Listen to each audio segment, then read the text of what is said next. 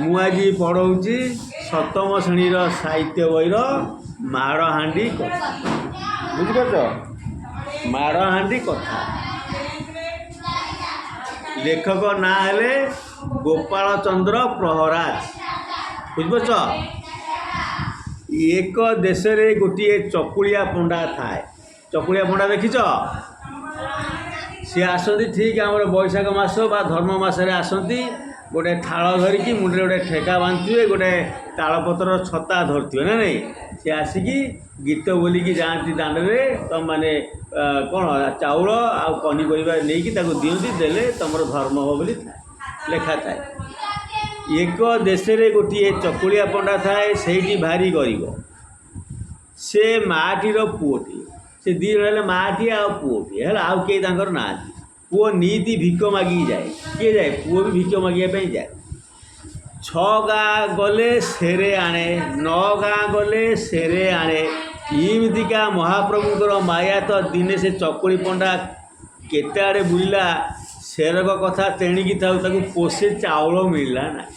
ସେ କେତେ ଆଡ଼େ ବୁଲିଲା, ସେରେ ପୋଷେ ଚାଉଳ ବି ମିଳିଲା ନାହିଁ। ଏଇଟା ଗୋଟେ ଗାଉଁଲି ଭାଷାରେ ଲେଖା ହେଇଛି ହେଲା।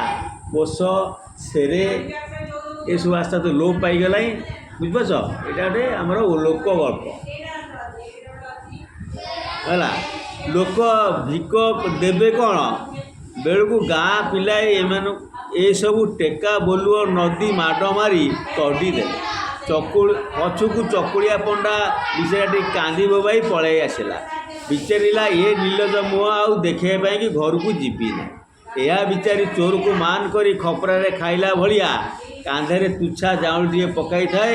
ଯାଉ ଯାଉ ଖଣ୍ଡେ ଦୂରରେ ଦେଖିଲା ବେଳକୁ ଗୋଟିଏ ଉତ୍ତମ ସୁନ୍ଦର ପଦ୍ମ ପୋଖରୀ, ସେଥିରେ କଳା ଭରଭରି ପାଣି।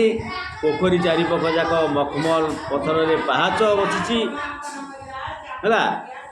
ତାର ସେତେବେଳେ ଭୋକ ଶୋଷରେ କରଳି ଜଳୁଥାଏ। ଇଏ କ'ଣ କରିବ? ତାକୁ ଆଉ ବୁଦ୍ଧି ବାଟ କିଛି ଦିଶୁନଥାଏ।